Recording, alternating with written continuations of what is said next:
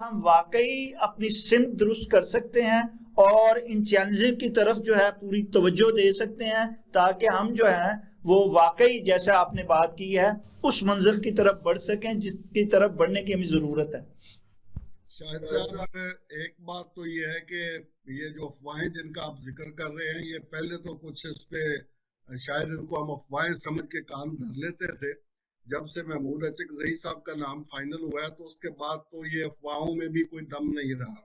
उसकी वजह यह है कि महमूद अचकजई साहब के ओपोजिशन लीडर बनने पर अचकजई साहब तो खुश हैं ही हैं, उनकी तो एक विशेषता है, और पूरे पाकिस्तान के वो अपोजिशन लीडर बन गए, उनको और क्या चाहिए। एक अरसे से वो इररेलेवेंट हुए पड़े थे, अब वो रेलेवेंट हो गए मुल्की सियासत में। फिर उसके अलावा जो ये अफगानियों का मसला है, जो चमन बॉर्डर का मसला है, जो स्मगलिंग का मसला है, उस सारे से डायरेक्ट लिंक्ड है महमूद अचकजई साहब। अब वो जो पहले अपनी इंडिविजुअल कैपेसिटी में बात करते थे, अब वो असेंबली के फोरम पे खड़े होकर बात करेंगे।